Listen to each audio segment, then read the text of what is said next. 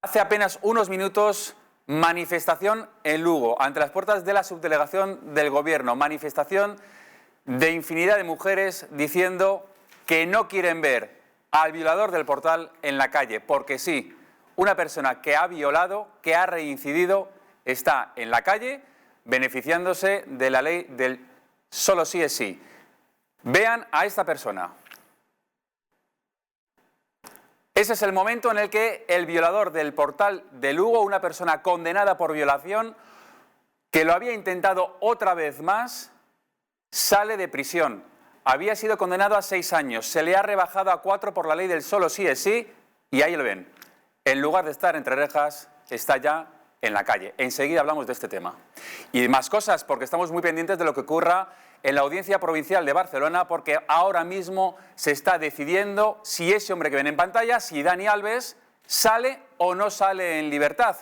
Fiscalía, acusación, defensa, están en la sala, en esa vistilla de la Audiencia Provincial de Barcelona, para precisamente eso, cada uno aportar su documentación, sus alegaciones y ver si sigue en prisión provisional o no. Enseguida vamos a hablar de todos estos temas aquí, en La Huella del Crimen.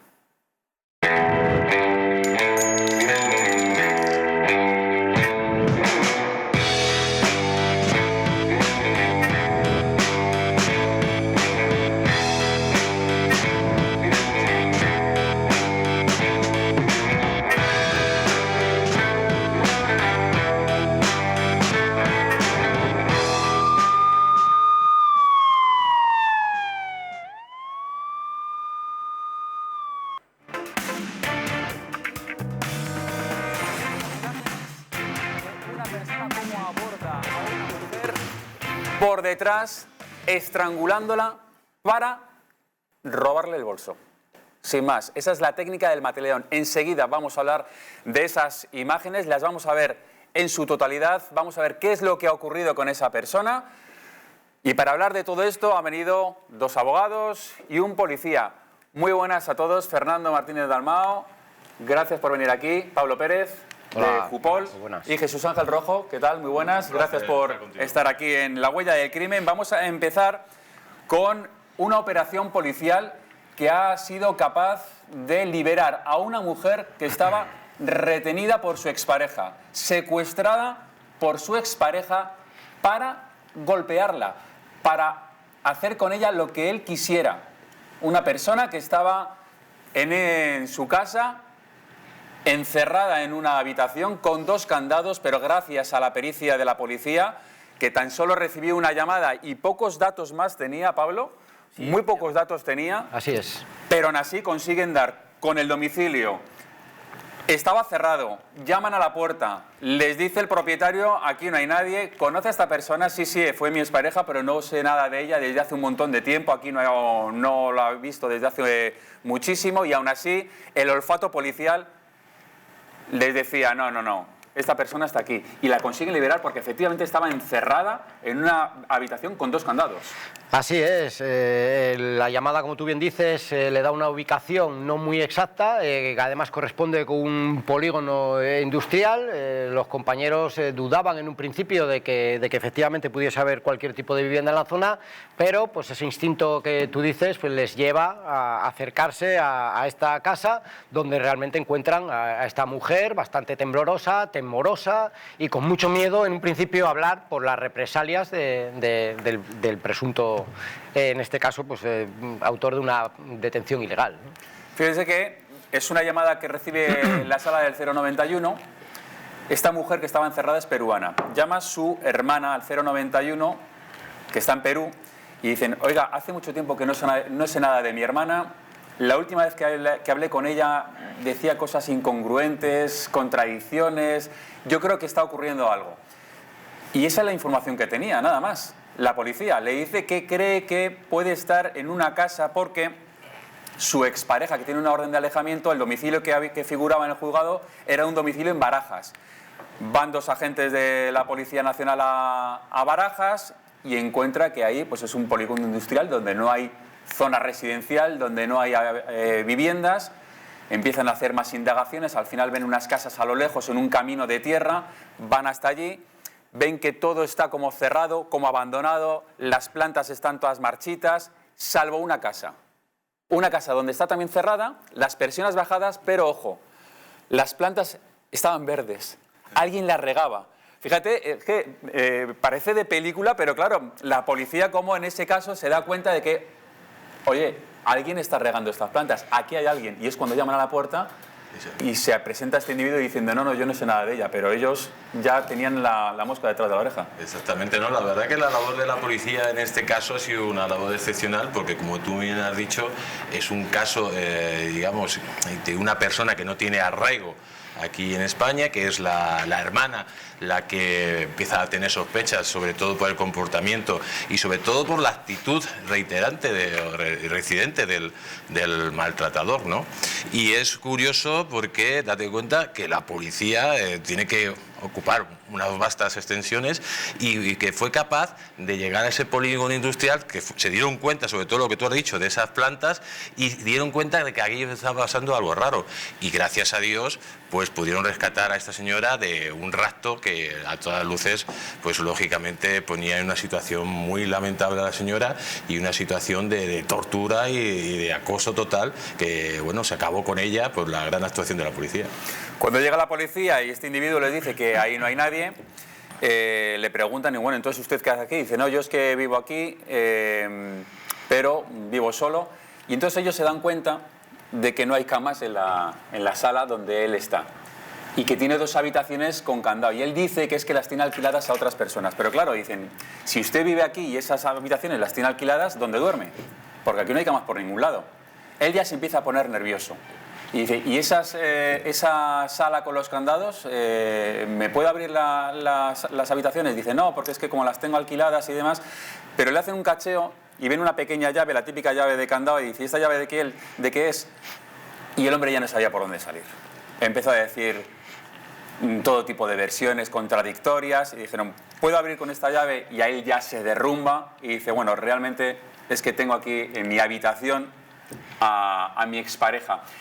¿Cuánto le puede caer, Fernando, a este individuo por esa retención ilegal? Bueno, tendríamos que ver la detención ilegal en qué medida se ha hecho, pero bueno, en principio de 4 a 6 años casi con toda seguridad, porque entramos en un tipo penal agravado en el cual, pues bueno, pues tenemos aquí una serie de artículos que se podrían, habría que verlo, en la instrucción había que verlo, pero bueno, desde luego felicitar el encomiable trabajo que hacen y la perspicacia de los cuerpos y fuerzas de seguridad del Estado, que de tantas veces nos salvan de tantas cosas que no nos enteramos, de conocer in situ cuáles son los indicios para luego volver a actuar y liberar a esta persona directamente, ¿no? En este caso, perdona, Fernando, en este caso es retención ilegal. Claro.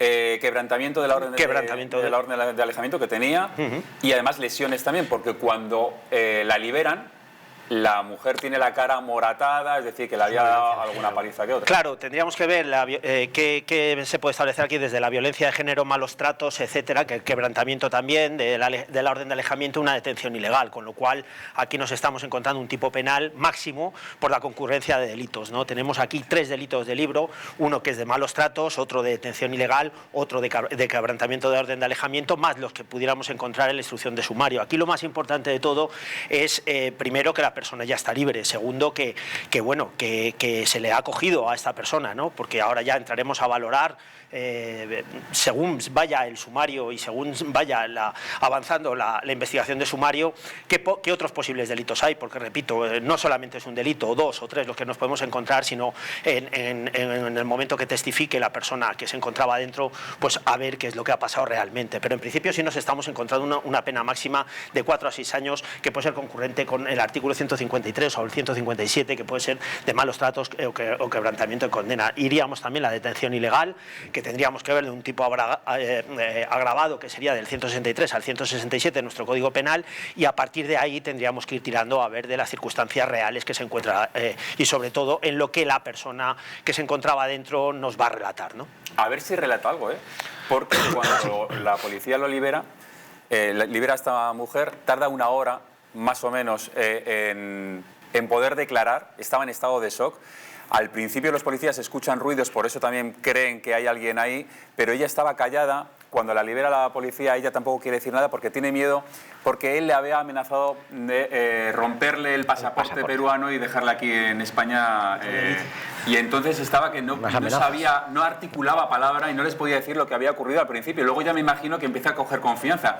Me imagino que la labor policial en esos casos también es un poco de psicología. Totalmente. Para ganarse la confianza de las víctimas, ¿no? Habitualmente se trabaja con esa delicadeza en cualquier tipo delictivo, pero sobre todo en estos casos donde hay pues una violencia de género o incluso cualquier tipo de agresión sexual, la delicadeza es máxima todavía, ¿no? Y aquí hay que tener pues eso, mucha mano izquierda, mucha psicología y el tratar de hacerle ver a la mujer que ya está sin ningún riesgo, sin ningún peligro y que lo importante ahora es que podamos tomar las medidas necesarias contra esa persona.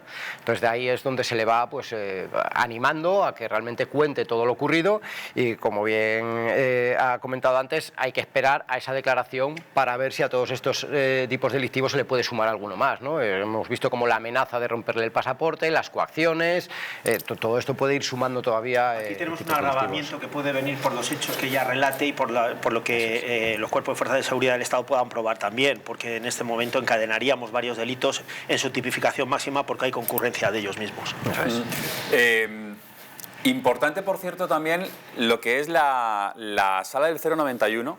Estamos acostumbrados siempre a las unidades policiales y demás, pero también es muy importante la intervención rápida de cuando te llega una llamada al 091, cómo enseguida se pone en acción la estructura policial para que con muy pocos datos, porque es que apenas les había dado un dato la hermana desde Perú diciéndole, estaba saliendo con esta persona, pero solo tenían un domicilio que además no era el real en Barajas y aún así cómo empiezan a tener contacto con la sala para decir, vamos a ver, aquí hay un polígono industrial, no hay casas, nos tienes que dar más datos para poder llegar a este domicilio y al final lo consiguen. Esto en cuestión de horas. Es increíble, lógicamente, que en cuestión de horas puedan hacer como digamos esta investigación y encima que salga todo como salió, con éxito, ¿no? Porque son muy pocos datos lo que tiene la policía y por eso siempre hay que decir que tenemos una gran policía y que podríamos tener una todavía mejor policía si, por ejemplo, se le dotara de mucho más recursos. Si tuviéramos esos 500 millones de euros del Ministerio de Igualdad,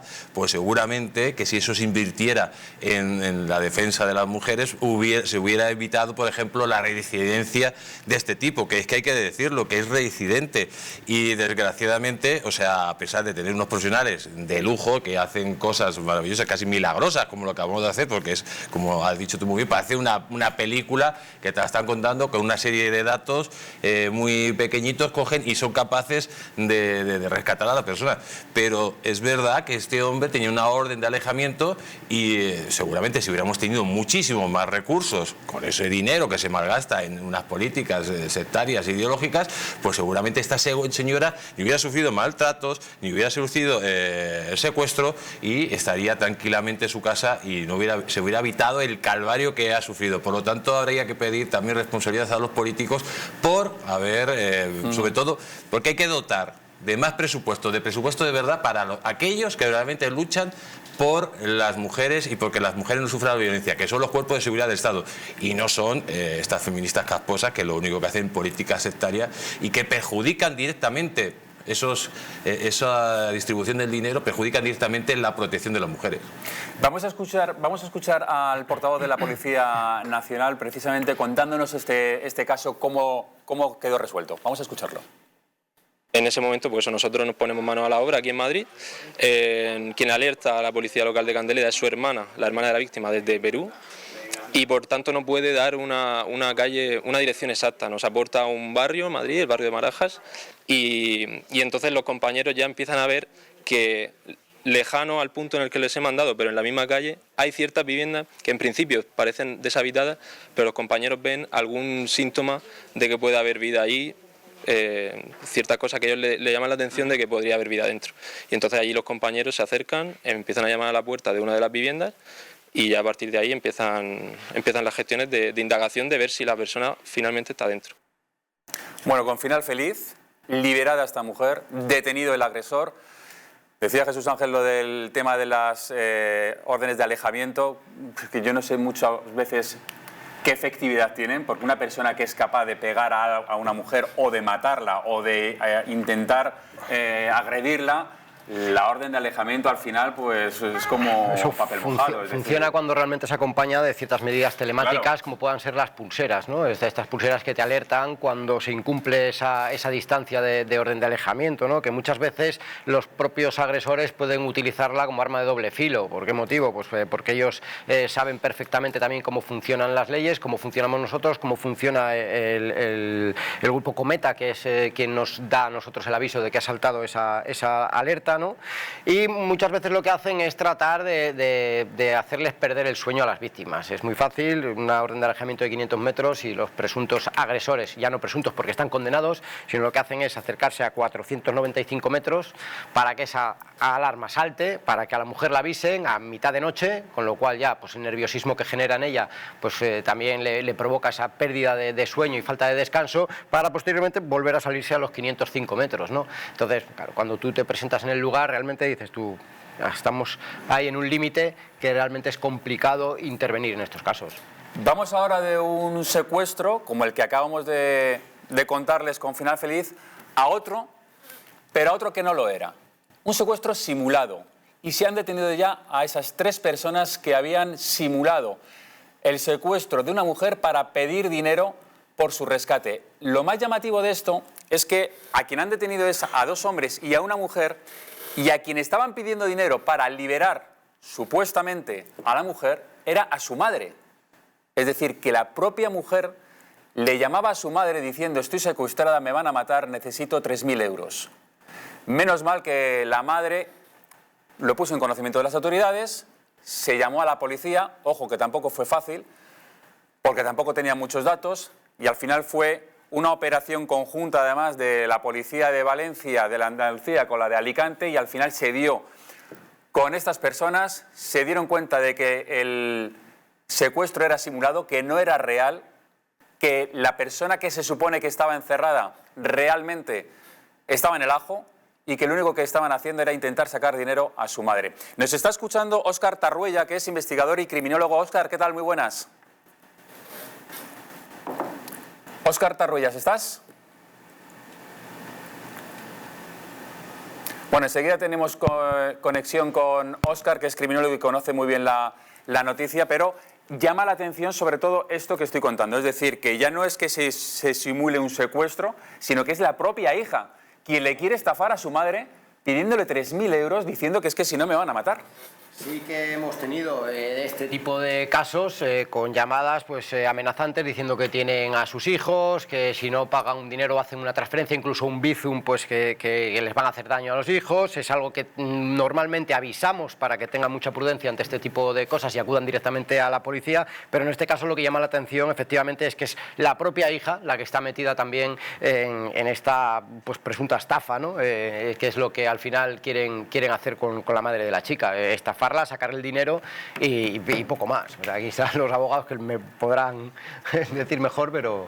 Bueno, aquí realmente yo, un tema referente anterior, normalmente cuando tenemos un protocolo que se activa el protocolo también de alejamiento, son medidas cautelares que se emplean, no queda más remedio que decretar ese alejamiento porque ya se activa directamente el protocolo. Luego, evidentemente, tenemos casos como crimen de ladero, etcétera, que son reincidentes. Volviendo a esto, para mí es importante 2 cosas, ¿no? Aquí hay una simulación de delito, lógicamente, que es el artículo 457 de nuestro Código Penal, evidente, y luego hay una colaboración también de este delito. También me gustaría ver un poco cuál ha sido la declaración de estas personas, pero normalmente este delito se hace siempre en busca de una indemnización, se hace también buscando la cobertura de las compañías de seguros, también muchas veces por estos seguros que tienen o que tenemos mucha gente, ¿no? que vienen incluidos también en caso de secuestros express que tan de moda se han puesto, ¿no? Con bandas los seguros de vida también sí, últimamente están supuestos secuestros aquí en España, que no es lo normal, porque en México y en estos países a lo mejor es más habitual los secuestros, pero aquí en España no hay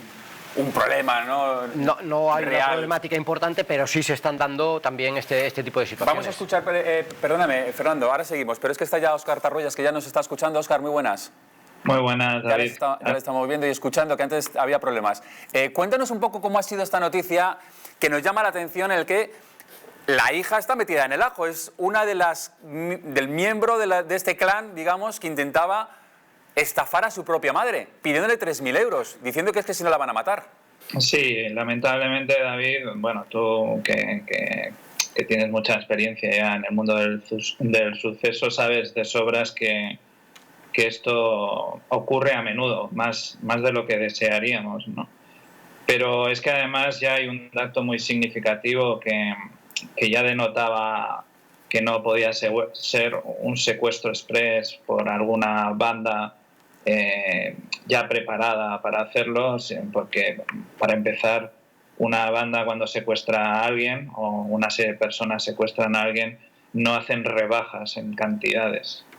¿De acuerdo? Entonces, aquí empiezan pidiendo, Óscar, 3.000 euros y acaban aceptando 800 euros, ¿no? No hay un Black Friday ni nada por el estilo en el mundo del secuestro, ¿no? Entonces ya bastante cutre de por sí, ya te indica claramente que tiene que haber un conocimiento entre víctima y victimario, ¿no? Eso para empezar. Y luego, bueno, sí, como no os estoy viendo en pantalla, pero por lo que he estado escuchando parece que hay algún jurista sí, con vosotros, ¿no? Tenemos bien, dos. Bien, pues estoy totalmente de acuerdo en lo que han dicho.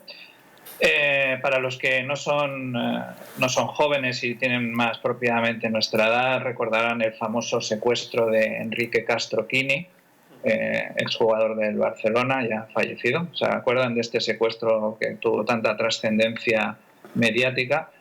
Bueno, desde entonces hasta hoy, el mundo del secuestro, con un fin, digamos, de rescate económico, ha evolucionado mucho. Como bien han indicado, se pusieron de moda en un tiempo ya, no hace tanto, los secuestros express.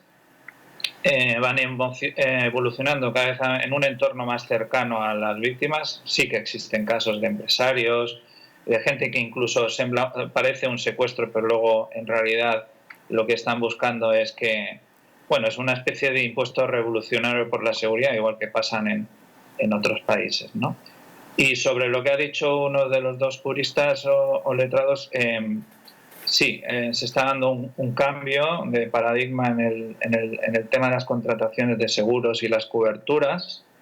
Y una muy curiosa, ¿no?, que es un dato que comenzamos a conocer, que es que incluso miembros de las bandas juveniles, por ejemplo, bandas latinas, ya muchos de esos miembros, si tocan bastante dinero, se dedican, dependiendo de la estructura, al tráfico de drogas, al blanqueo o lo que fuere, ya ellos mismos, muy jóvenes, se dan de alta seguros con coberturas, no solo accidentes, sino también de decesos, y por cantidades bastante importantes, incluso poniendo cuentas bancarias que no tienen nada que ver con la familia, los herederos universales, ¿no? Cosa esa que es bastante absurdo, porque como bien saben, será imposible de cobrar de esta forma. Óscar, en este caso en concreto, efectivamente al principio pedían 3.000 euros, luego además dicen que la van a liberar en Bilbao. Acaba accediendo, se supone que la banda de secuestradores acaban accediendo a un cobro de 800 euros y que la van a poner en libertad en la playa San Juan de Alicante. Supongo que todas esas negociaciones que hacía ya la madre con ellos ya estaban supervisadas por la policía, ¿no? Yo me imagino que ya la policía le iba diciendo... Yo no tengo conocimiento directo, ¿de acuerdo? Pero estoy convencido de que sí. Estoy convencido de que sí, y eso también les lleva a tener un indicativo claro de con qué tipo de perfil están negociando, ¿no? En este caso era evidente que tenía que ser alguien muy próximo a la familia y que muy probablemente la víctima tenía relación con los presuntos victimarios que han acabado siendo socios. Óscar, pues muchísimas gracias por contarnos un poco y esclarecernos cómo está el panorama en cuanto a esto de los secuestros, que parece que empieza a coger un poco más de fuerza. Afortunadamente son simulaciones. Me gustaría algún día que te vinieras aquí a Plató y hablar de muchos temas que tú controlas y perfectamente. Mira, ahora seguramente como en Abril Lazo... ¿Me oyes? Sí, sí, sí. Y como en Abril Lazo, un libro con Plaza Jané, que es precisamente un diario de agente de homicidios, o sea, basado en mi experiencia, Seguramente estaré por Madrid bastante, y estaré encantado de pasar.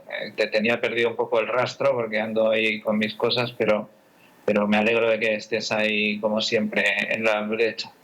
Muy bien, muchísimas gracias, pues te esperamos aquí. Suerte y gracias, un abrazo. Nos contaba Óscar que, bueno, que efectivamente no es tan excepcional el hecho de que haya bandas que simulen un secuestro para pedir un falso rescate. Lo que llama la atención es que sea un miembro de la familia tan cercano como tu propia madre, ¿no? Bueno, es evidente, porque el pleno conocimiento de los hechos que ocurren en este momento, en el momento donde estamos hablando, fingir un secuestro implica directamente el conocimiento propio de quién tiene el dinero, cómo lo tiene y cómo se va a acceder a él, de la forma fraudulenta o a través de fingir un delito que es un secuestro. Aquí hay una cuestión muy importante en cuanto al fingimiento del secuestro, que es la simulación de delito, pero luego está la colaboración, porque la colaboración necesaria es vía inducción de esta persona que Pero ha ¿hay colaborado. agravante por ser un miembro de la familia? Sí, tan cercano? puede haberlo, porque claro, con pleno conocimiento y además tendríamos que ver los agravantes, en este caso directos, bueno, si ha sido con conocimiento también de esta persona a través de ganándose a esa segunda persona, que se sobreentiende que sí, y luego el pleno conocimiento que tiene sobre el dinero que tiene, en este caso su madre, ¿no? O sea, es un agravante casi directo, ¿no? Pero esto entraría ya a formar parte del sumario en este caso estaríamos hablando del cooperador necesario, que es obligado para fingir este secuestro, que es este mismo caso, ¿no? Porque tendríamos que ver si ha inducido o es cómplice de este delito, o ambas cosas. Entonces entraríamos, lógicamente, en ese agravante doble, que sería el de inducción a la comisión de un delito penal, en este caso, o cómplice del mismo delito, que es fingir un secuestro. La policía, Pablo, me imagino que estaba detrás de esas negociaciones de la madre, ¿no? Es decir, no te puedo pagar 3.000, no voy a ir a Bilbao, venir aquí, claro, liberarla aquí te lo pago, todo eso es, supongo, supervisado siempre. Efectivamente, es lo que recomendamos en este tipo de situaciones, como ya he dicho en los secuestros, estos secuestros express, nunca acceder a hacer el pago, ni transferencias, ni Bizum, ni nada por el estilo, ponerse en contacto inmediatamente con las fuerzas y cuerpos de seguridad del Estado y de ahí empezar, pues a través de los compañeros de estos grupos de investigación, esa negociación para tratar de dar, primero con la ubicación y luego posteriormente, si no se da con la ubicación, pues tratar de quedar para hacer el pago y de esta forma acceder a lo ellos. que pasa, claro, Jesús, juegan con el miedo de las personas. Te dicen que tu hija está retenida, no llames a la policía y juegan con ese miedo de decir, ¿cómo voy a llamar a la policía? Si me están diciendo que si llamo a la policía la van a matar. Exactamente, lo que utilizan en este caso es lamentable la actitud de la hija, ¿no? Que colabora, digamos, incluso con una banda para extorsionar a la madre y sacar el dinero. Y eso hace que la madre, pues lógicamente, pues se ponga en una situación muy tensa, pero es cierto que la madre fue inteligente, se puso en contacto con la policía. Es verdad que empiezan a regatear, de los 3.000 euros iniciales le piden 800 euros y eso yo creo que fue determinante para que la policía se diera cuenta que eran unos chapuceros y que iban a ir a por ellos. Pero lo lamentable de todo esto es que esta situación cada día se está repitiendo más en España. Recientemente, ¿os acordáis? Otra hija que salía unas imágenes que la habían maltratado, que ya le había sacado reiteradamente dinero a la madre y que también le había cogido, que también estaba compinchado, también me parece que con unos exnovios o algo exacto, efectivamente.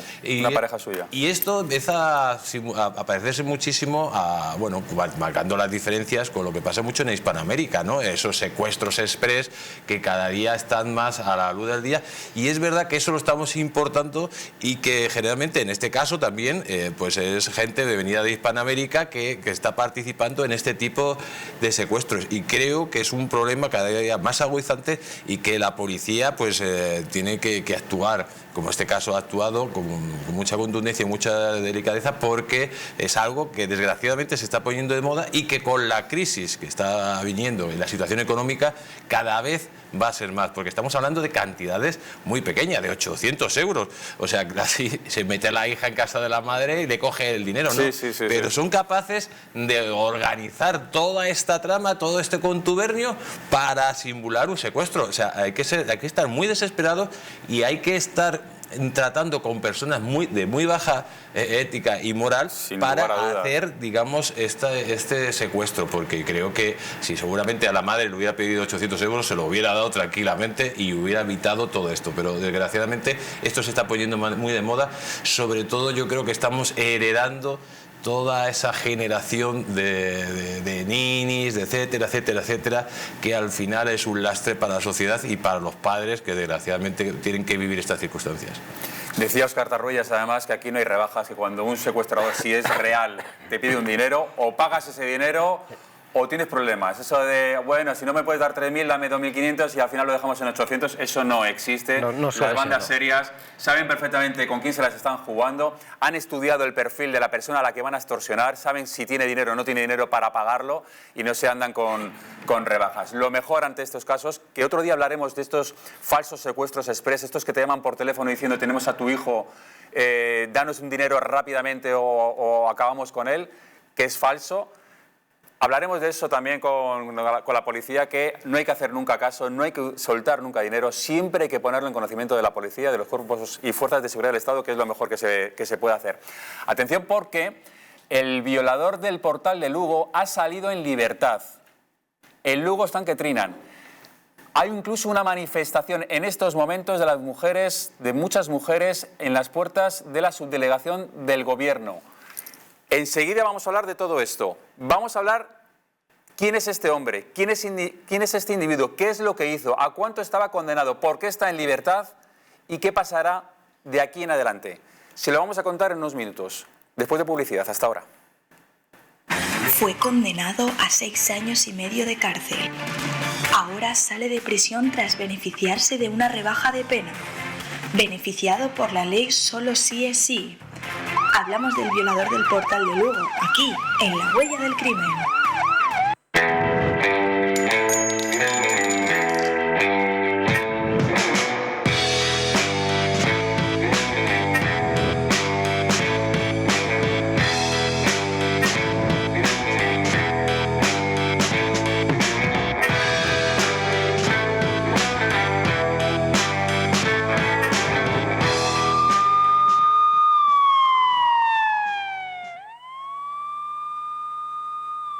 Naturhaus es el mejor método para perder peso de forma saludable y sin pasar hambre.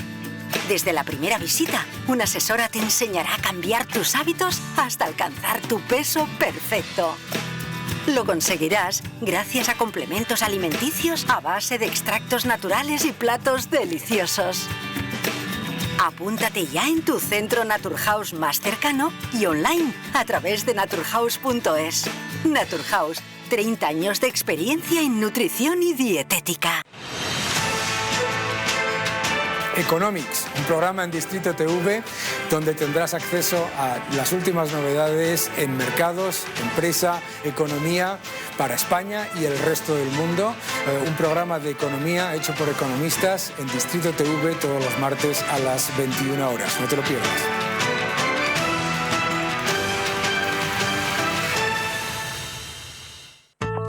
La presencia del colágeno en la composición de huesos, piel, ligamentos, cartílagos y tendones es imprescindible para frenar su deterioro. Sin embargo, a medida que envejecemos, su producción se reduce. Colacel Antiox de Mundo Natural combina en una misma toma colágeno hidrolizado puro, antioxidantes, ácido hialurónico y vitamina C, que contribuye a la formación normal de colágeno.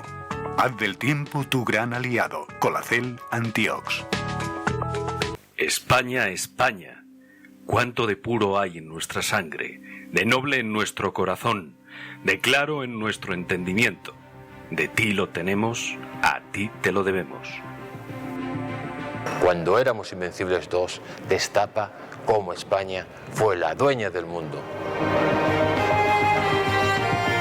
Nos han usurpado el reconocimiento de ser el único país en el mundo que ha descubierto 3 continentes. Una educación cainita, incapaz de enseñar que fuimos el primer imperio global de la historia. Descubriremos cómo los británicos realizaron el mayor acto de espionaje e eliminación cultural que la historia haya conocido. Los tercios españoles no luchaban porque odiaban lo que tenían delante, sino porque amaban lo que tenían detrás.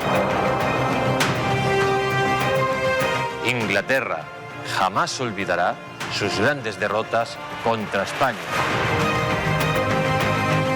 Un país que reniega de su pasado es un país huérfano, condenado a su propia aniquilación. Porque le duela a quien le duela, fuimos los dueños del mundo.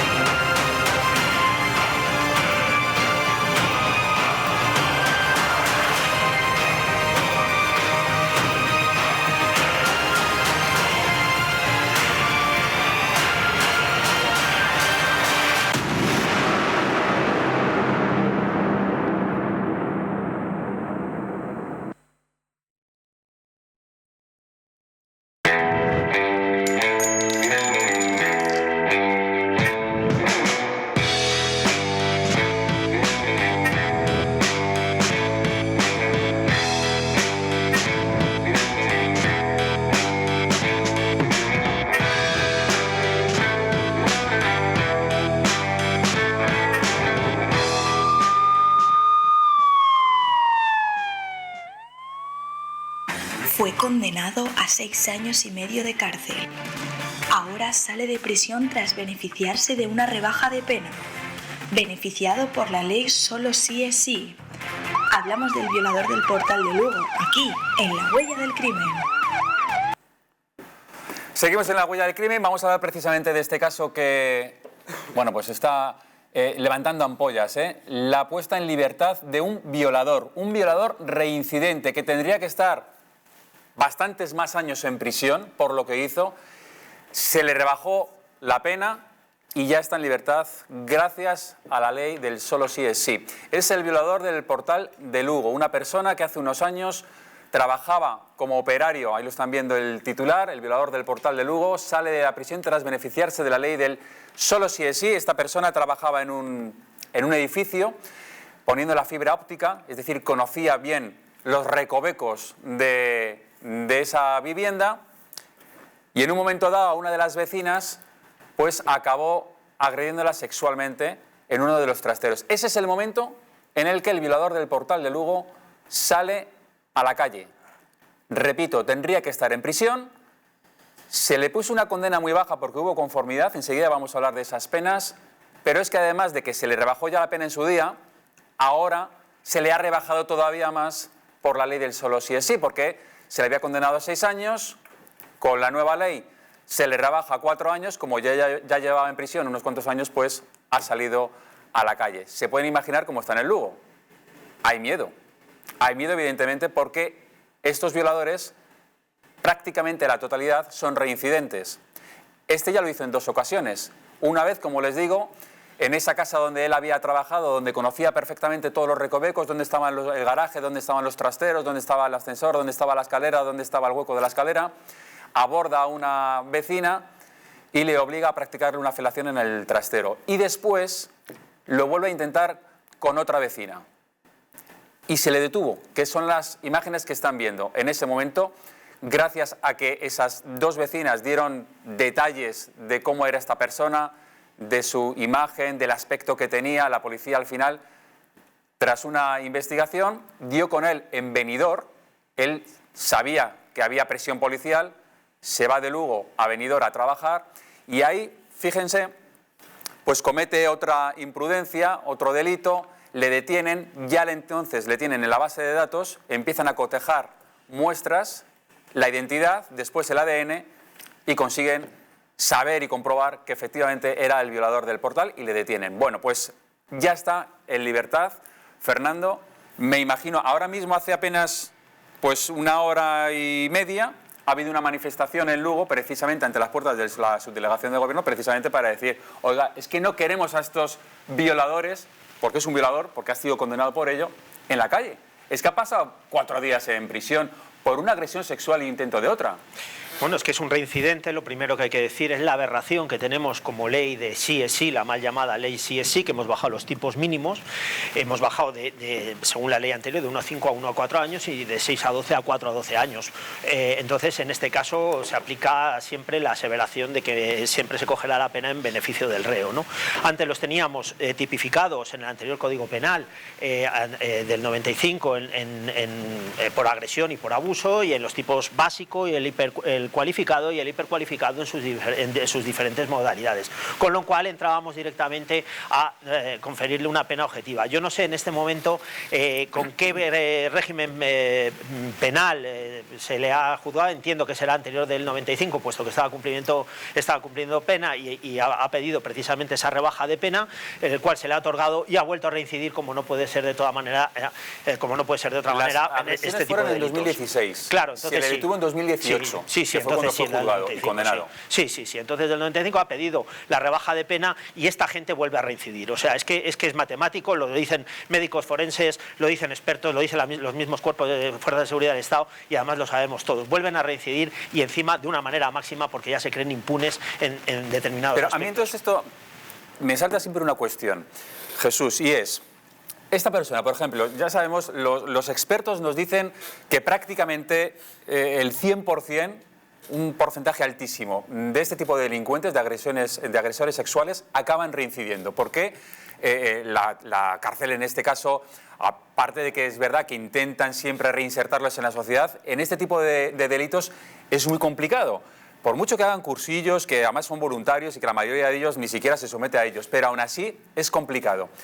Si ahora esta persona, por ejemplo, desgraciadamente, acaba delinquiendo otra vez, acaba agrediendo sexualmente a una mujer, esa mujer podría pedir responsabilidades, no sé si al gobierno, porque es que tenía que estar en prisión. Es que le ha soltado, ha sido el Estado de Derecho quien ha soltado a este tío a la calle, y si ahora vieron a una mujer, esa mujer dirá: oye, a mí me ha producido una indefensión, es que ustedes tenían que haber velado por nuestra seguridad y no lo han hecho. Efectivamente, responsabilidades políticas y morales, por supuesto, que tiene que pedir esa señora y toda la sociedad, porque es una auténtica aberración que se esté sacando leyes que protejan y beneficien al agresor, al violador. Y encima, bajo la peregrina excusa de que esta ley es una ley que se basa en el consentimiento. Todas las leyes penales, o sea, que hablaban de violación, la base era el consentimiento. Si había consentimiento, pues no había violación, y si no la había, pues había violación. Es una ley que hay que tirarla a la basura, no hay que reformarla ni cambiar, digamos, lo que son las penas, que por supuesto se las rebajan y benefician directamente a los abusadores y a los violadores, porque además lo juntan a todos, al abusador y al violador, lo juntan en un popurrí que al final beneficia sobre todo a los que hacen los delitos más graves. Creo que es una ley que tendría que pedirse responsabilidades. ¿Por qué? Porque este señor tarde o temprano va a violar, no va a tardar mucho. Hemos visto, por ejemplo, personas, había un depredador sexual en Castellón, que no me acuerdo el nombre, que según salió de la cárcel de Valencia, a los 3 meses, había hecho una violación, a los 3 meses ya no hacía violación, directamente la violaba y las mataba. ¿Por qué? Porque esta gente son, como tú has dicho, son unos enfermos que van a repetir constantemente. Lo hablábamos antes, perdona Jesús, lo de cuando se deroga la doctrina Parot, que salen muchos delincuentes a la calle. El 100% de los delincuentes sexuales que salieron a la calle por la derogación de la doctrina Parot, el 100% volvieron a delinquir, volvieron a agredir sexualmente. Y van a volver a delinquir. Estamos hablando de que esta ley va a beneficiar a 4.000 personas que están en la cárcel por delitos sexuales. 4.000 personas que van a ver reducida de una u otra forma, digamos, sus sentencias. Están saliendo ya a la calle gente muy peligrosa que pone en peligro la seguridad de las mujeres y de los hombres y de los niños y de las niñas y de todo el mundo. Y todo esto gracias a un gobierno que es un gobierno que ha llevado la situación de, bueno, sobre todo el tema de la ideología de género, a unos límites que son dañinos para la sociedad. Unos términos que no benefician para nada a las mujeres, que no protegen para nada a las mujeres, sino que lo que hace esta ley es criminalizar a todos los hombres, sean inocentes o no. Y ese es el problema que no podemos tener leyes ideológicas que benefician o que perjudican al conjunto de los hombres y benefician verdaderamente al asesino, al violador y a la persona que comete el delito. Y eso es lo que tenemos que quitar inmediatamente. No hay que reformar la ley, hay que derogarla sí o sí. Además, aquí hay que poner un ejemplo que es bueno, lo que pasó en Lardero, ¿no? Aquí tenemos los informes que mediaron de instituciones penitenciarias, el juez de vigilancia penitenciaria, los graduados sociales también realizan su informe y también hice en contra de que esta persona saliera y volvió a cometer un crimen en la persona de un niño, ¿no? O sea, aquí realmente nos estamos encontrando que son leyes ideológicas que no responden a ningún ejemplo jurídico en el momento que se desaconseja su salida. Y tercero, después de todo esto, la comisión otra vez nuevamente de una serie de delitos. Es un fallo total, no se puede legislar de una manera ideológica cuando vas en contra de los derechos fundamentales de las personas. Vamos a hablar, Pablo, si te parece, nos vamos a Plasma y explicamos bien qué es lo que hizo este individuo, el violador del Portal de Lugo, qué es lo que hizo, a qué fue condenado, cuánto pedía la Fiscalía, qué es lo que sucedió al final en 2016, cuando por primera vez este individuo, por primera vez que esté demostrado y que se sepa y que hubo una denuncia, acaba violando a una vecina de ese domicilio. Efectivamente, como bien has explicado, hay, como tú bien has dicho, además, exactamente, que se sepa y que se tenga conocimiento por las denuncias que hubo, pues esa condena por un hecho consumado y otra por una tentativa también. Estamos viendo como nosotros policialmente en este sentido y ante esta ley poco podemos hacer. Creemos que ha sido un problema legislativo, un problema de quien ha redactado esta ley y que evidentemente estamos viendo que lo que está generando es más problemas a nivel efectivamente social por la alarma que crea y sobre todo a nivel policial más trabajo, porque evidentemente va a haber que tener un cierto control sobre este tipo de personas que se están poniendo en libertad, ¿no? Pero realmente se tiene control, es decir, por ejemplo, la policía va a estar pendiente.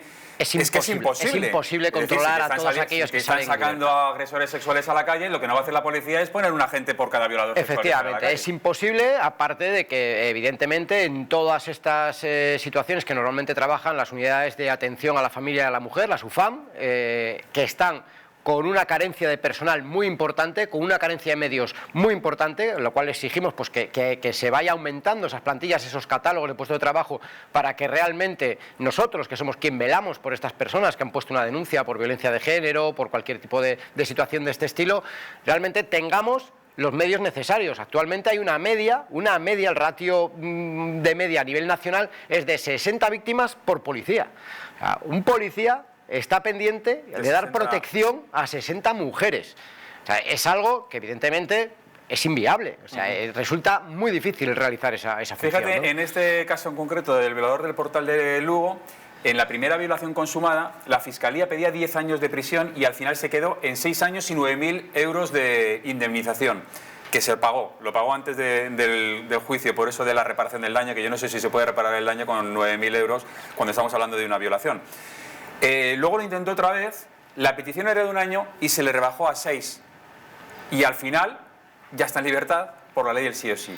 Es decir, que al final la agresión sexual y la tentativa de otra agresión sexual, prácticamente no gratis, pero le ha salido muy barato. Muy barato, efectivamente. Sobre todo cuando realmente hay una tentativa, aunque no llegue a consumar ese hecho, sabemos que es una persona reincidente, que ya lo ha cometido anteriormente y que ha sido condenado, en este caso por ello, pues habrá que tomar medidas, ¿no? Creemos que tenemos que ser más contundentes con ciertos tipos delictivos y realmente vemos como este gobierno está legislando de una forma que vemos cómo está beneficiando a este tipo de delincuentes, en este caso, pero ya no solo esto, sino tenemos también el caso de la malversación o la sedición. Entonces, nos está complicando mucho la labor a las fuerzas y cuerpos de seguridad del Estado con este tipo de legislación, cuando además, no olvidemos, que está pendiente una reforma de la Ley Orgánica de Seguridad Ciudadana que nos lo va a poner más complicado todavía.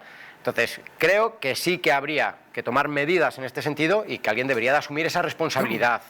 Este violador está en libertad, le dicen con una orden de alejamiento de 500 metros, creo, a las víctimas, lo cual, bueno, pues yo creo que en este caso un agresor sexual le da igual la víctima, es decir, que no creo que vaya a repetir con la misma, sino que a lo mejor quien está en peligro son todas las mujeres, ¿no? Habitualmente no suelen repetir con la misma víctima, suelen ser víctimas diferentes, claro, efectivamente. Y luego se habla también de la posibilidad de ponerle, o de que le van a poner una pulsera telemática.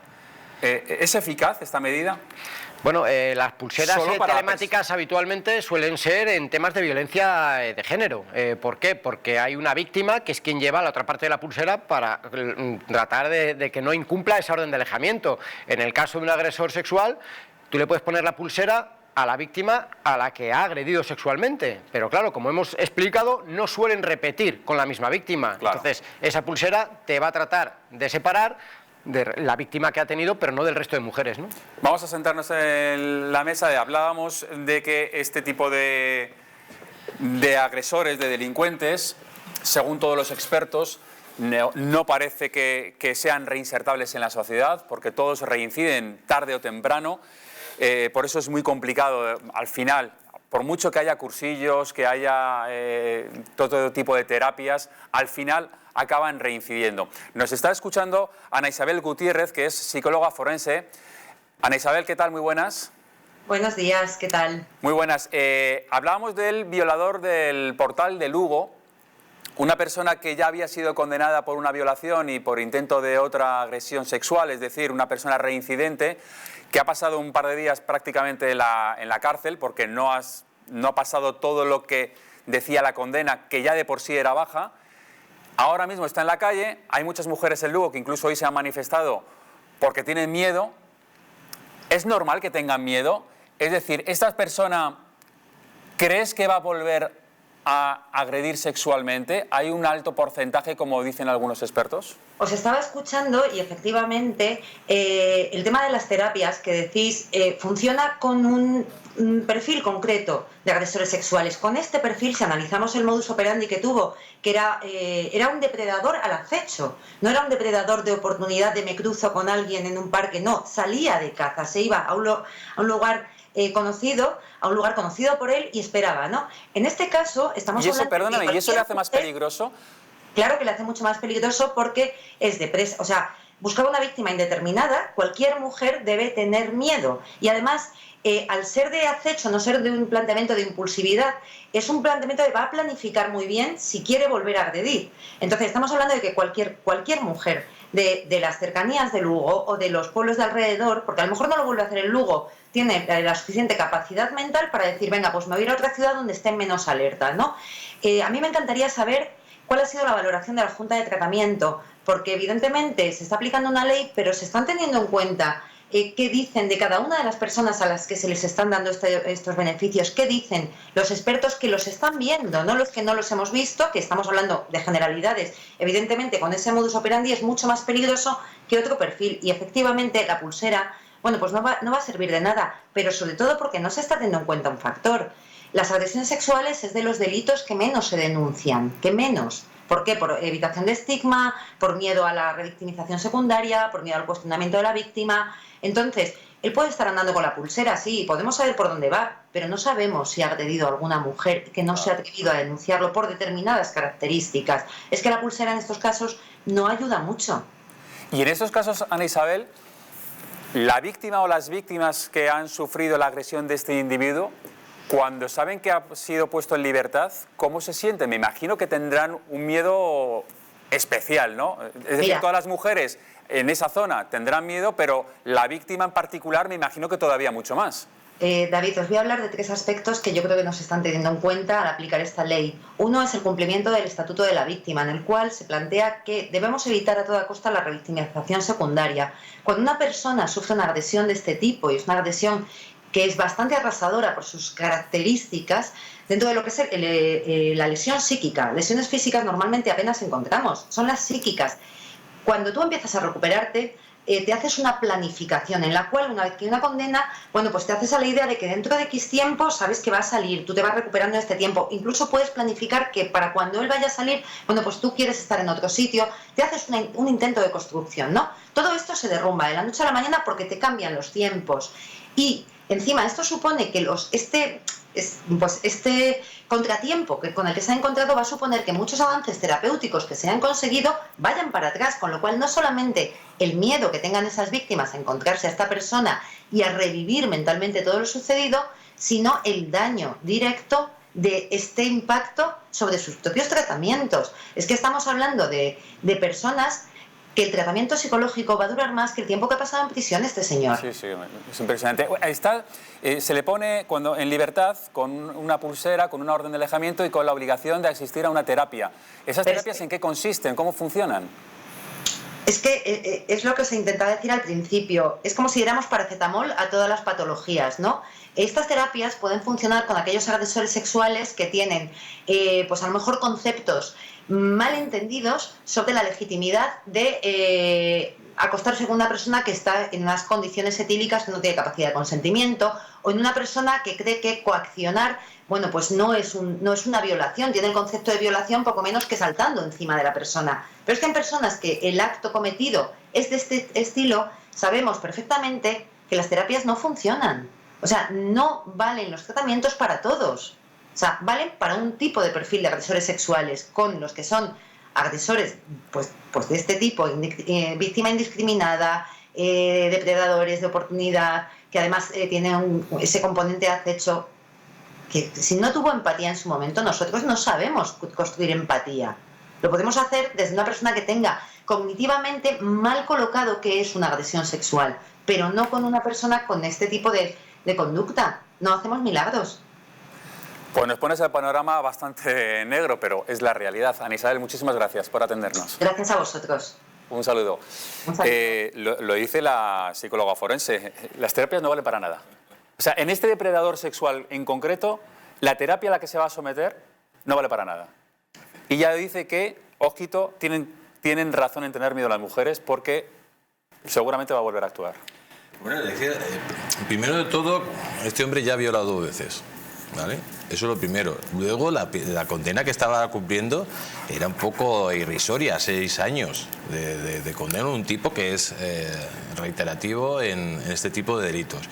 Si además le unimos las leyes que ya, bueno, violar a una mujer, pues te van a condenar menos que matar. Si matas una rata te condenan a más años que violar a una mujer, gracias a las nuevas legislaciones que se están aprobando, que por cierto hay que decir que el Código Penal nunca se había transformado tanto en esta legislatura como está haciendo el señor Sánchez, y además de una forma pues que no es muy beneficiosa para la sociedad. Creo que estas personas no solo tendrían que aumentarles las penas de forma sustancial, sino que, por ejemplo, mira, el otro día estaba viendo un caso de un peso pesado que era un nigeriano que iba a ganar los campeonatos del mundo, hizo una violación en Estados Unidos y estuvo más de 15 años en la cárcel, y había sido una violación. Este tipo que he reiterado es que, bueno, prácticamente ha estado cuatro años, y eso lo que significa es que esta gente va a reiterar, lo va a volver a hacer, y hasta que no le condenen, pues como el violador, me parece que era de aquí de Pirámides, que parece que violó a 20 personas, y ya se le ponga una condena mejor de 20 años y luego haya otra doctrina para que se salga de la cárcel. Es que es una vergüenza cómo los políticos siempre legislan a favor del delincuente y no del ciudadano. La ley del sí o sí la ha sacado a libertad, pero es verdad que la pena era bajísima, ¿eh? Sí. Por una agresión sexual pedían 10 años y se queda en tan solo 6 años. Estamos pendientes de Dani Alves, ¿eh? En la audiencia provincial se está dirimiendo ahora mismo si sale o no sale en libertad. Se lo vamos a contar enseguida, después de publicidad. Una mujer víctima de un robo con violencia. Una orden de expulsión contra el agresor. Una maniobra denominada Mataleón. Una detención policial. Os contamos todo sobre este caso en La Huella del Crimen.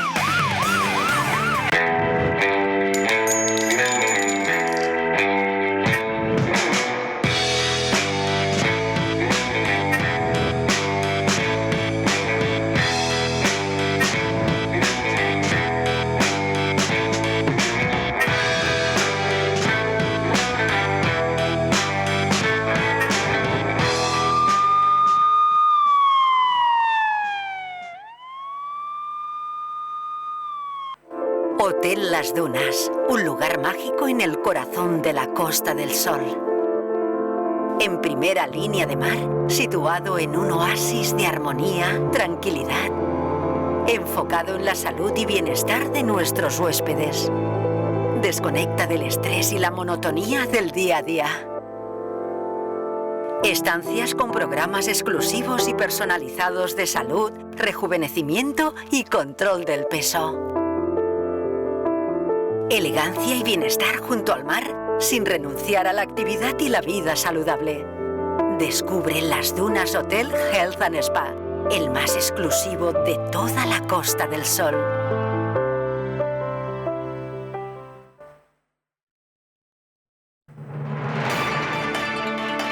Les espero cada noche en Distrito TV de lunes a viernes con los mejores análisis, la información más libre y más veraz en Los Intocables, en Distrito TV.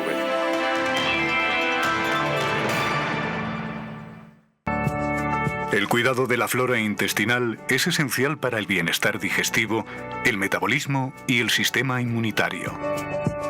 La combinación de prebióticos y probióticos de Symbioline Megaflora, con 2 mezclas estandarizadas de LA5 y BB12, aporta más de 35 billones de microorganismos vivos. Y la vitamina B6 contribuye al metabolismo energético normal. Symbioline Megaflora, de Mundo Natural.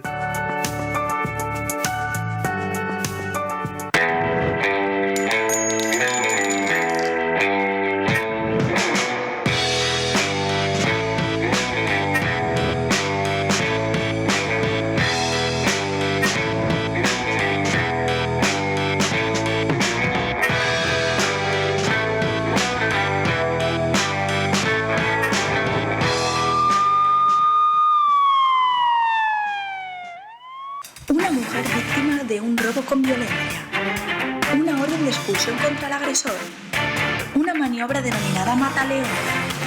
Una detención policial. Os contamos todo sobre este caso en La Huella del Crimen.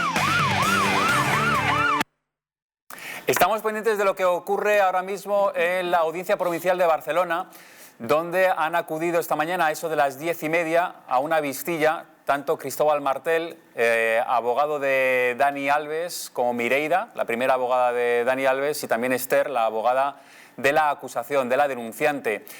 Lo que han ido a la audiencia, a esa vistilla, es para ver si Dani Alves sale o no de la prisión provisional. Bueno, lo que ha dicho Cristóbal Martel es que no hay riesgo de fuga, que hay otras medidas cautelares que no son tan restrictivas como la prisión provisional, como por ejemplo la retirada del pasaporte, y lo que dice la Fiscalía es que sí que tiene que seguir en prisión provisional porque sí hay un gran riesgo de fuga a tenor de los indicios que hay de criminalidad, que son muy altos, dice, por tanto se enfrenta a muchos años de prisión, por tanto sí hay riesgo de fuga. Y lo que ha dicho la acusación es que sí hay riesgo de fuga, primero porque tiene mucho dinero Dani Alves, que puede coger un avión privado en cualquier momento y escapar. Eso que decía Cristóbal Martel de que, bueno, que Dani Alves, como había rescindido su contrato porque le habían echado del Pumas, que ya no hay tanto dinero, que ya no tiene tanto poder adquisitivo, él aludía también a que le habían rescindido los contratos publicitarios. Bueno, pues la abogada de la acusación lo que dice es, no, hemos investigado y Dani Alves tiene 15 empresas en Brasil, 15 empresas que le dan mucho dinero. Por tanto, sí tiene dinero suficiente y poder adquisitivo suficiente para coger un avión privado y escapar e irse a Brasil. Vamos a hablar con Jorge Vázquez, abogado. Jorge, ¿qué tal? Muy buenas. Muy buenas, encantado de estar con todos vosotros. Igualmente, el placer es nuestro, abogado. Cuéntenos, ¿cómo está ahora mismo la situación? ¿Cuánto tardará la audiencia en tomar una decisión? Ahora mismo hay 3 magistrados que están decidiendo sobre lo que ha alegado cada parte, ¿no? Sí, efectivamente, la vista suele ser una vista rápida, es lo habitual por otra parte. Es más, en esta ocasión parece ser que incluso se ha instado directamente a las partes para que sean lo más breves y concisas posible. Y básicamente la vista en lo que consiste pues, es una ratificación de los escritos rectores de las partes, en este caso las acusaciones, mantener porque hay indicios bastante de criminalidad y fines como puede ser el riesgo de fuga, y la defensa lógicamente puede desvirtuarlo en sentido contrario. Como novedad contar lo que he podido leer según venía, parece ser que el abogado de Alves ha aportado 2 documentos para contrarrestar las empresas que tenía en Brasil, en este caso de empresas que hay en España, 2 empresas titulares o titularidad de Dani Alves, y por tanto de esa manera un poco intentar justificar ese arraigo no solamente familiar sino también laboral respecto a mitigar ese riesgo de fuga. Y concretamente respecto a la pregunta que me haces, pues es la pregunta del millón. ¿Qué tiempo va a tardar? Yo voy a dar mi opinión. Normalmente en los temas como este, que son muy mediáticos y que en este caso además estamos hablando de un asunto que tiene repercusión no solamente nacional sino también mundial, entiendo que la cosa va a ir rápido. Y que es causa compreso, que yo me imagino que eso también hará para que se aceleren un poco los trámites, porque estamos hablando de una persona que ahora mismo está en prisión. Eso, las causas con preso llevan su propia etiqueta a la audiencia provincial, ponen causa con preso, las tienen siempre como preferentes, y si encima el preso es una persona a nivel mundial conocida, pues entiendo que hay un poco más de presión para la celeridad de la resolución. Yo, como te decía, mi experiencia en estos casos, decirte que las audiencias son muy escrupulosas con los derechos fundamentales y más un derecho como este, el derecho a la libertad. Por tanto, si ellos ven o tienen claro que van a revocar la prisión preventiva, van a tardar muy poco. Es decir, me ha pasado incluso que en juicios donde la parte aparece o comparece esposada, si al terminar el juicio la sala tiene claro que va a proceder a una sentencia absolutoria y lo saben y lo hablan rápidamente tomando un café, directamente le pone en libertad y luego ya pone la sentencia, pero te da una pista de que si le han dejado en libertad tras un juicio, evidentemente saben por dónde va a respirar. Por eso, en mi opinión, si lo van a poner en libertad, teniendo en cuenta que está preso y que evidentemente hay repercusión mundial, lo harán rápidamente. Y si vemos que pasan los días y que la resolución no sale, yo me inclinaría más por sostener que al final lo van a mantener en prisión provisional. Insisto, estos son solo conjeturas, también tenemos que tener en cuenta la carga de trabajo que tenga esa sección concreta de la audiencia provincial, que evidentemente también habrá otras causas con presos y eso puede demorar un poco la resolución. Pero en líneas generales yo digo que, o me inclino por decir, que si hay rapidez habrá libertad y si no hay rapidez habrá prisión preventiva. Y abogado, en el caso de que haya esa rapidez y que haya libertad, ¿cuál es el procedimiento? ¿Inmediatamente se comunica a Brians 2 y se le pone libertad o cómo funciona?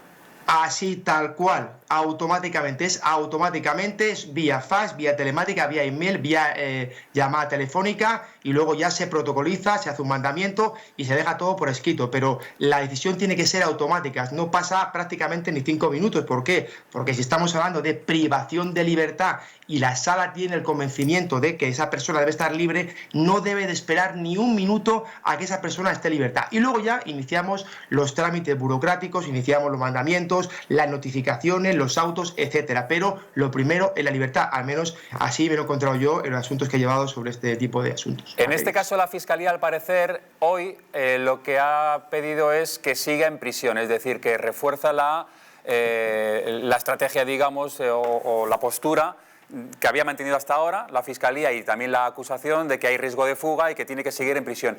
¿Pesa más lo que diga la Fiscalía en este caso que lo que pueda alegar la defensa?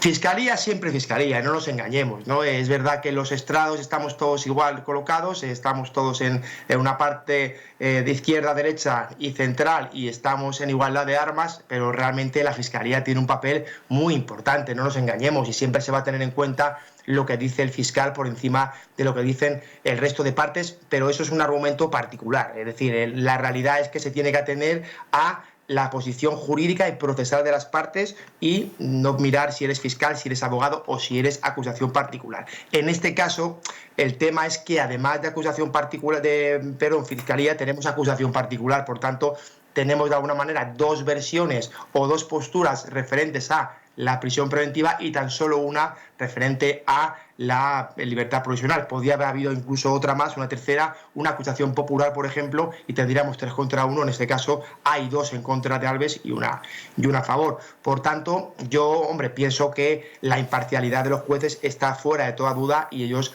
tratarán de resolver con lo que hay sobre la mesa.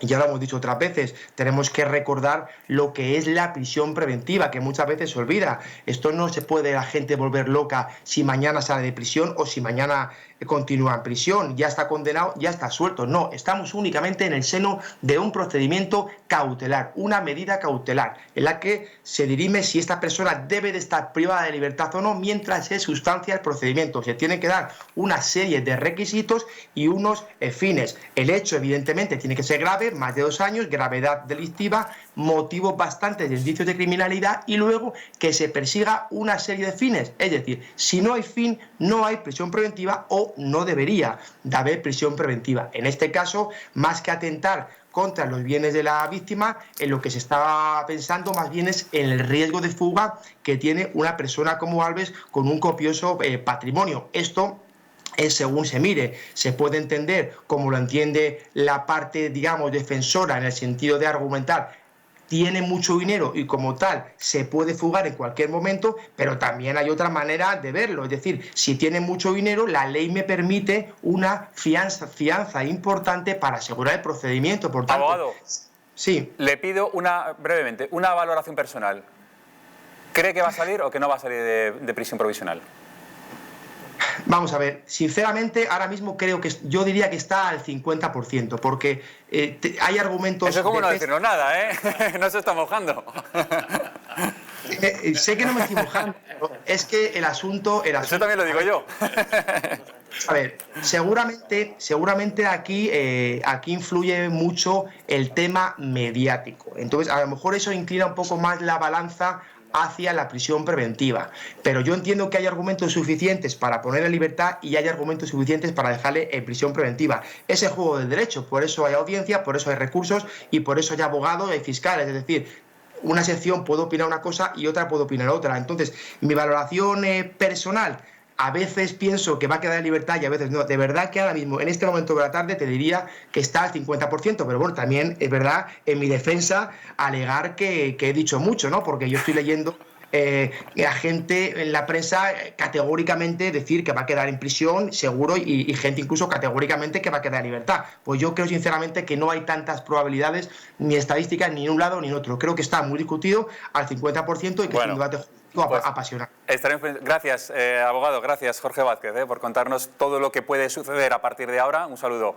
Lo que ha dicho la Fiscalía es si hay riesgo de fuga. Es muy alto ese riesgo de fuga, tiene que seguir en prisión provisional porque hay claros indicios de criminalidad. Lo que ha dicho la acusación ha aportado además al escrito los resultados de ADN que se encontraron en el baño y que se encontraron en la víctima que pertenecen a Dani Alves. Eso es una prueba científica y eso también lo ha aportado hoy la acusación y además ha dicho eso.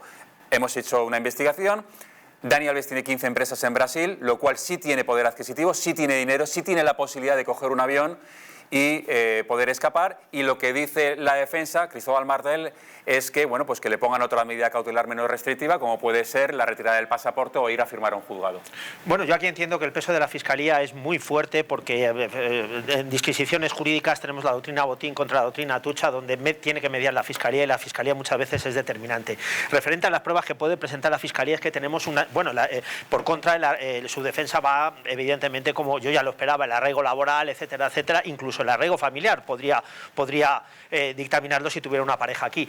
Pero el problema que tenemos que es que el caso de Robinho. Robinho fue condenado en Italia a 9 años de prisión, se fugó, diciéndolo rápidamente, a Brasil y Italia pidió su extradición y Robinho no... Eso juega en contra de Dani Alves. Claro, efectivamente. Entonces porque es que es un antecedente, es decir, claro, es que la defensa, la acusación lo que dice es que el caso de Robinho es exactamente igual. Claro, bueno, no exactamente igual, porque Robinho fue condenado. Hecho, no.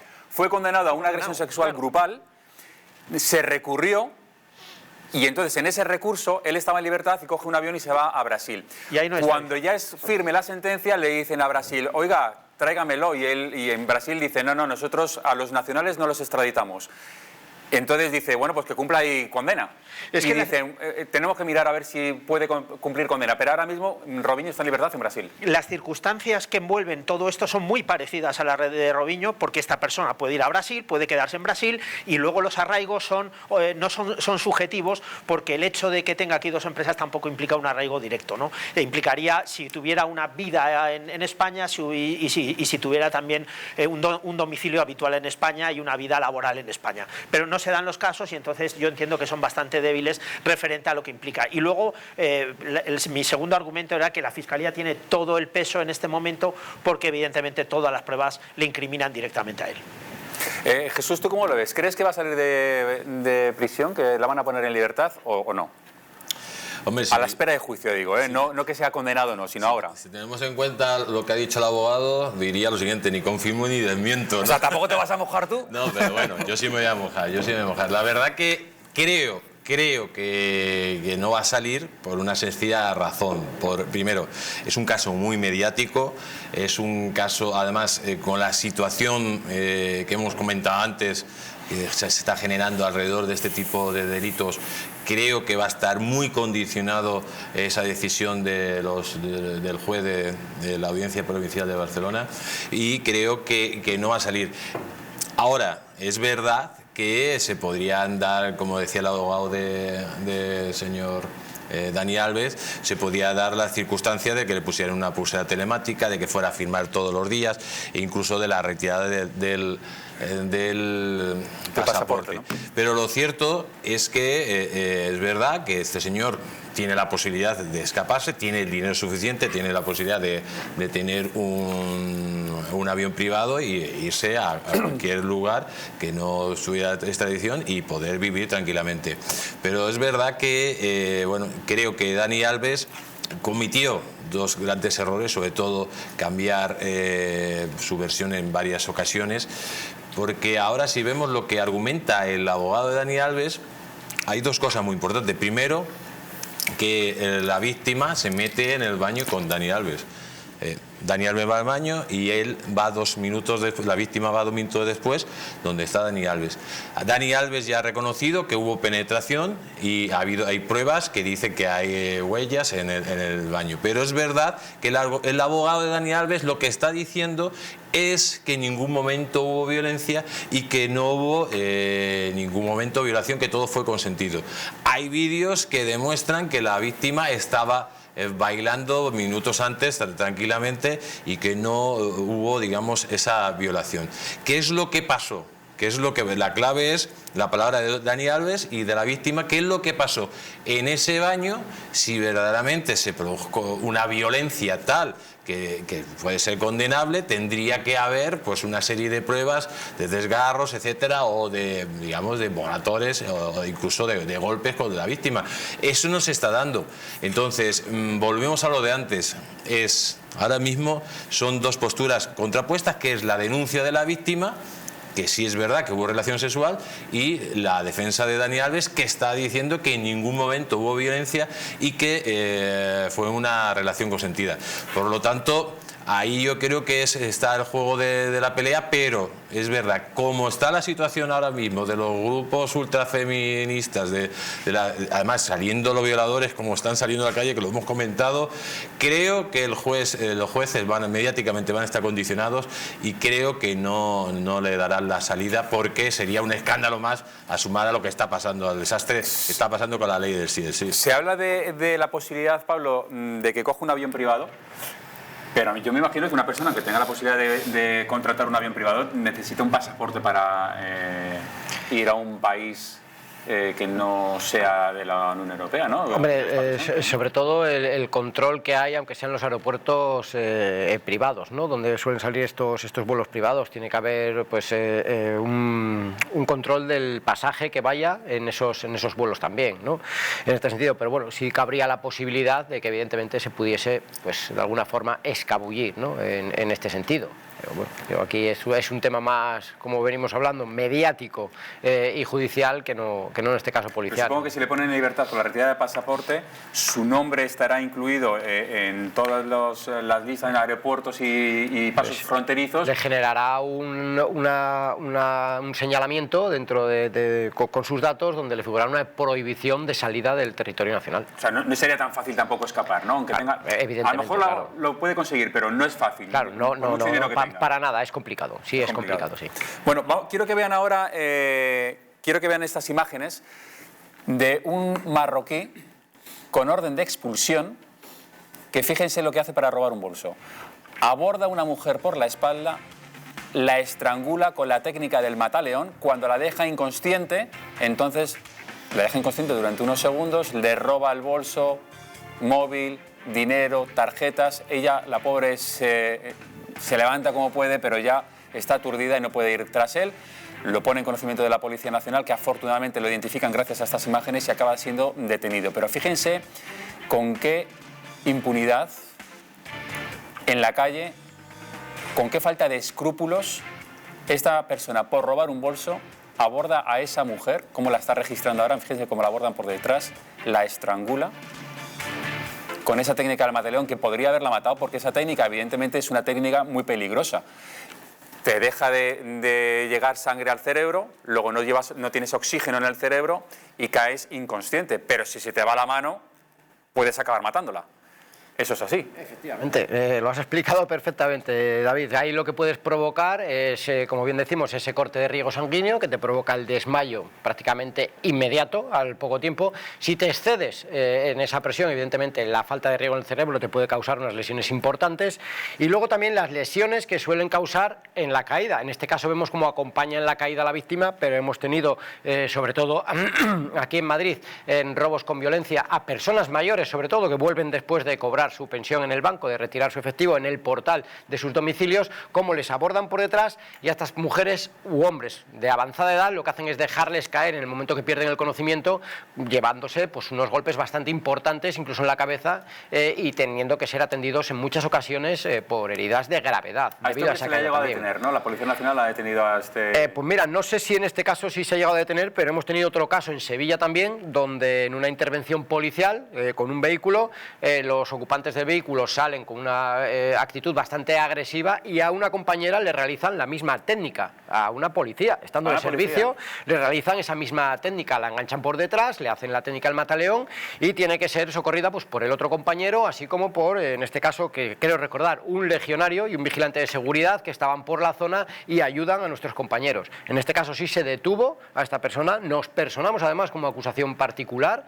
desde Jupol y conseguimos que Fiscalía apoyase nuestra petición de la entrada en prisión preventiva a la espera de juicio en este caso, ¿no? Esto del mataleón tiene una técnica, o sea, no es decir, no llega por detrás a estrangular, tiene una técnica... Efectivamente, hay que colocar los brazos bien, de tal forma que el estrangulamiento sea en el lateral del cuello, ¿no? ¿Podemos probarlo a ver cómo es? Vamos a probar, a ver cómo nos sale, David, venga, va. ¿Cómo es esa técnica? Vamos a ver. Ten en cuenta que tendrías que coger...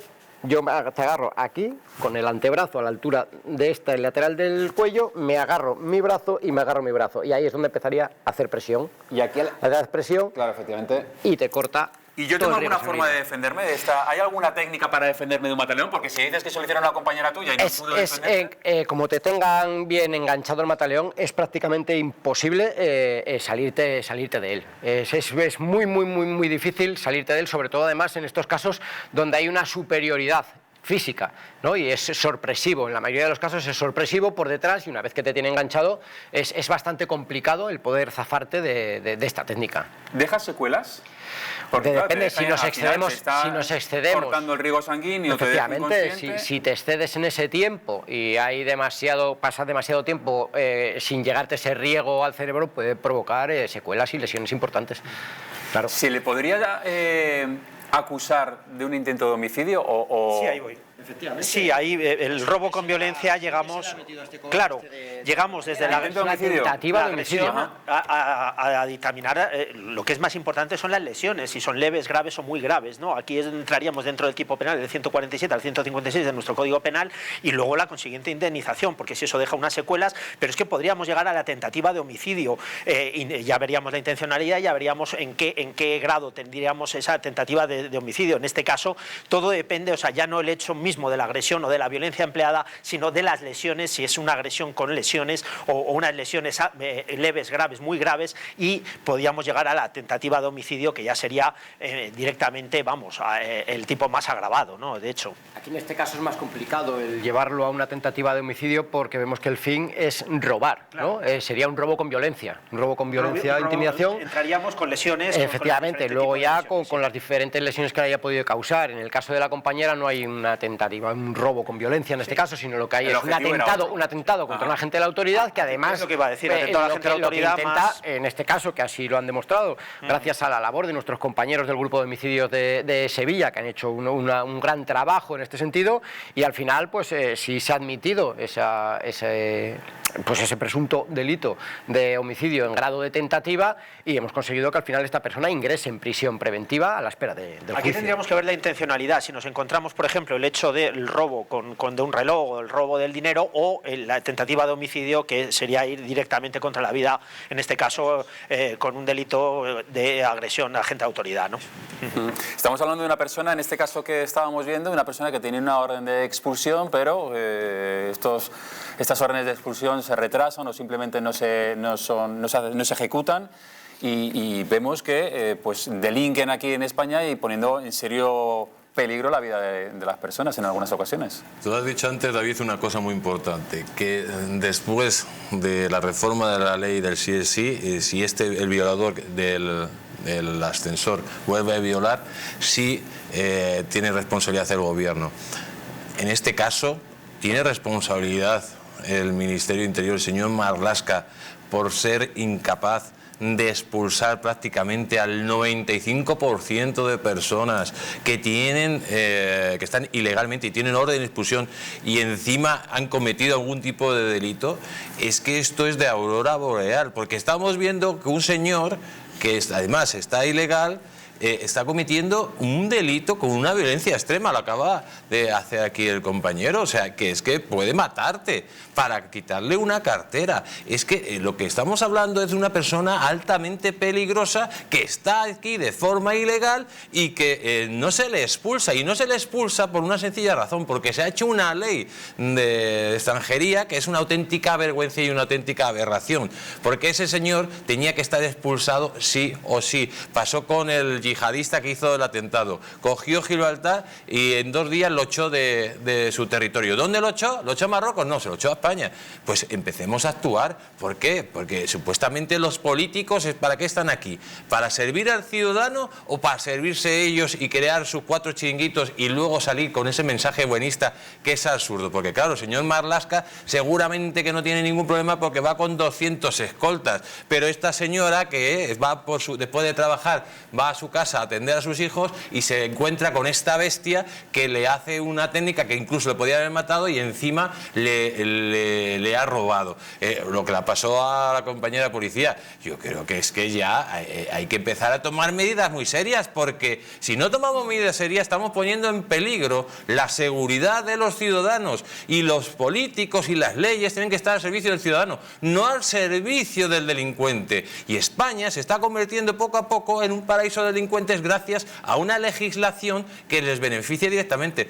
Hablaba con un general de la Guardia Civil y me decía lo siguiente: ¿sabes que cuando cualquier persona que es detenida en Francia, perdón, en Andorra, puede ir a las cárceles de Francia o a las cárceles de España? ¿Sabes que el 80% se van a las cárceles de España porque son hoteles para los delincuentes, mientras tenemos a nuestros ancianos malviviendo en la residencia?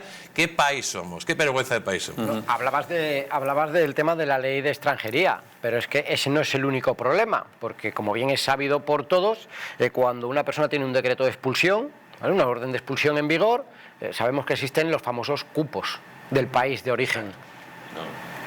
Ahí es donde entra la negociación política, ¿no? Cuando presiona, en este caso puede ser Marruecos, cuando presiona a nuestros gobernantes y dice, pues te voy a aceptar 100 o te voy a aceptar 50 o no te acepto ninguno hasta que tú me des X.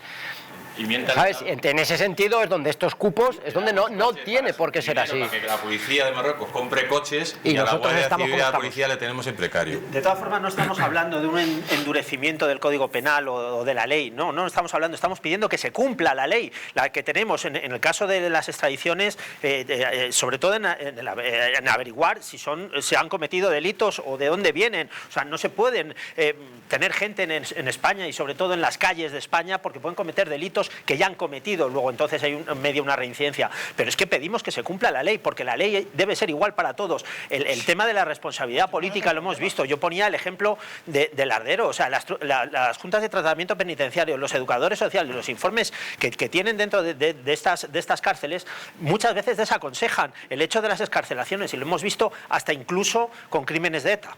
Pues tenemos otro problema importante. En este sentido, sabéis que hay una figura que es la devolución en caliente, que según entra se devuelve, pues con la nueva reforma de la Ley de Seguridad Ciudadana se ha acabado. Y se acaba también el programa. Hemos llegado al final. Muchísimas gracias por estar ahí. Gracias a todos por colaborar aquí en La Huella del Crimen. Que pasen un buen fin de semana. Nosotros volvemos ya el lunes, como siempre, aquí en La Huella del Crimen. Les esperamos. Hasta entonces.